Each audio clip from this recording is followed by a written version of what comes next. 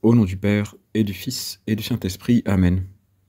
Mon Seigneur et mon Dieu, je crois fermement que tu es ici, que tu me vois, que tu m'entends. Je t'adore avec profonde révérence. Je te demande le pardon de mes péchés et la grâce pour faire avec profit ce moment de prière.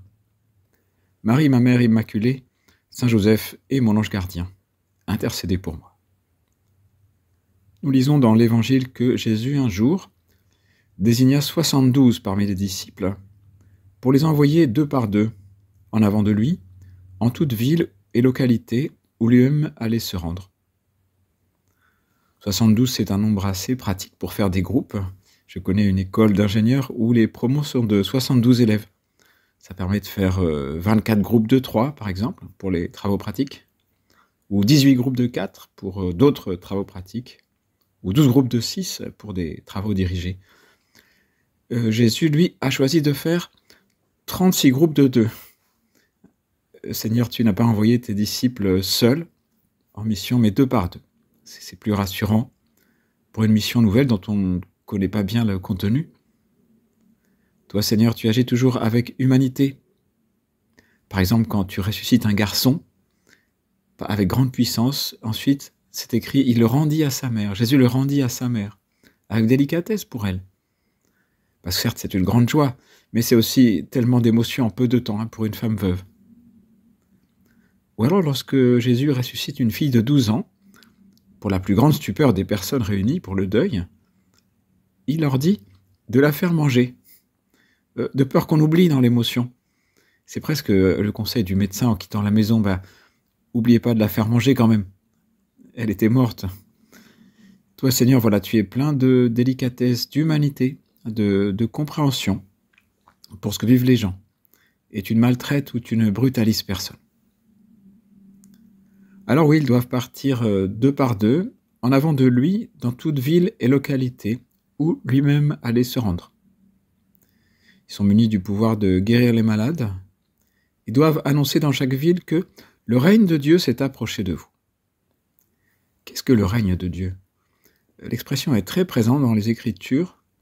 C'est une royauté différente des royautés humaines qui sont décevantes. Mais qu'est-ce que ça veut dire précisément ? Est-ce que c'est une domination de Dieu sur les affaires des hommes, ce qu'on appelle une théocratie ? Ou est-ce que c'est un règne totalement céleste, donc qui viendra plus tard ? Eh bien, de plus en plus, répondait Benoît XVI, on tend aujourd'hui à dire qu'en prononçant ces paroles, le Christ renvoyait à lui-même. Le royaume de Dieu, c'est lui-même qui se trouve au milieu de nous.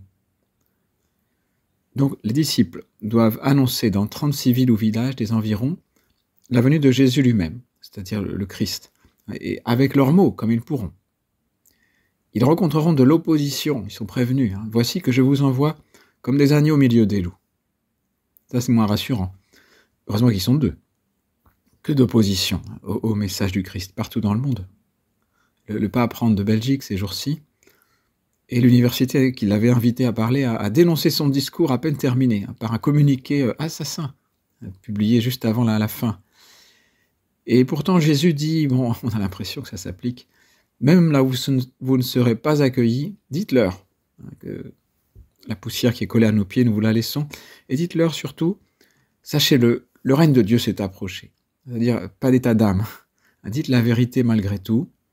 Bon, le pape le fait. Dites ce que vous avez à dire. Et de toute façon, l'éternité appartient à Dieu. Et la vérité n'est pas modifiée par les discours ou par l'idéologie. Et Jésus dit aussi, c'est le même évangile d'aujourd'hui, la moisson est abondante, mais les ouvriers sont peu nombreux. Priez donc le maître de la moisson d'envoyer des ouvriers pour sa moisson. Ah, nous connaissons cette phrase par cœur, Jésus.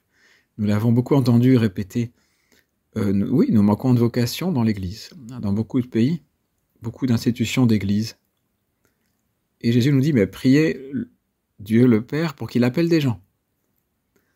En général, c'est des gens jeunes qui sont appelés, mais on peut être appelé à tout âge dans certaines vocations, et que ces personnes osent s'engager. Justement, dans une interview toute récente de Monseigneur Ocaris, prélat de l'Opus Dei, le journaliste colombien lui pose la question de la crise des vocations dans l'Église, en disant « Le pape François a qualifié la crise des vocations d'hémorragie pour l'Église. Bon, l'hémorragie, c'est grave. Hein. Et pourquoi, dit le journaliste, est-il plus difficile aujourd'hui d'envisager une vocation au célibat apostolique? Pourquoi manque-t-on de gens qui renoncent volontairement au mariage pour un motif apostolique, pour suivre le Christ de près? Et Monseigneur Ocaris répondait assez profondément que le monde d'aujourd'hui est confronté à un défi de croire à nouveau à l'engagement, un amour qui dure toute la vie. Pour beaucoup, disait-il, l'engagement apparaît comme une limitation, alors qu'en réalité, Dieu ouvre toujours des horizons lumineux. Je dirais, concluait-il, qu'il est essentiel de retrouver la vertu de l'espérance. Bon, ça c'est original, il n'y a pas beaucoup de gens qui disent ça, et pourtant c'est ça. La crise des vocations, c'est aussi une crise de l'espérance, c'est-à-dire la confiance qu'on a en Dieu, la confiance en l'avenir, en définitive la confiance en Dieu. Et pourtant, ceux qui ont dit oui peuvent témoigner que quand Dieu choisit quelqu'un pour lui demander quelque chose, en réalité il lui donne, et il donne plus qu'il ne demande. Et la vocation, donc l'appel, produit quelque chose chez la personne. La vocation, c'est pas un service commandé, voilà, tu vas faire ça, débrouille-toi. La vocation, c'est un appel, mais c'est aussi une transformation. C'est une parole efficace, la parole de Dieu efficace. Comme dans la création, que la lumière soit, la lumière fut. Bien, je t'appelle et je te donne. Et il y a une grâce vocationnelle. Saint José Maria disait que la grâce qu'on reçoit avec la vocation, c'est une lumière dans l'intelligence et une force pour la volonté. Une lumière pour voir où je dois passer, à quel chemin je dois prendre. Une lumière qui va être non seulement là au début, mais pendant toute la vie. Donc on aura comme les phares ou comme le GPS qui nous montrera où est le chemin, toute la vie, si on dit oui.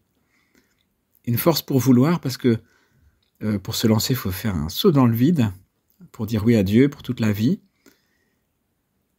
Mais la vocation le donne aussi, la force pour vouloir. Et ce qui est déterminant, c'est la prière. La crise de vocation, c'est peut-être aussi une crise de prière. Une prière qui contemple ce que Dieu a fait pour nous.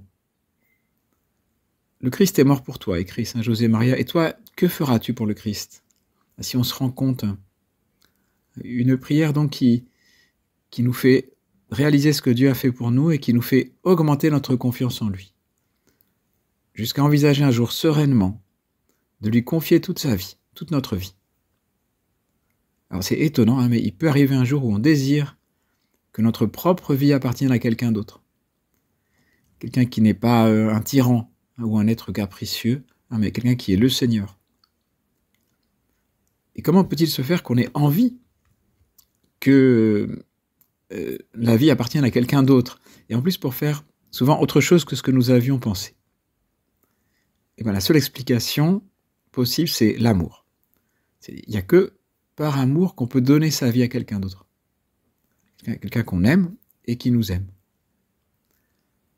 Donc c'est la conscience de l'amour de Dieu pour nous, l'espérance en cet amour, c'est bien là le problème, c'est l'espérance, et notre amour pour Dieu aussi. Donc on aime Dieu, on se sent concerné par l'appel, et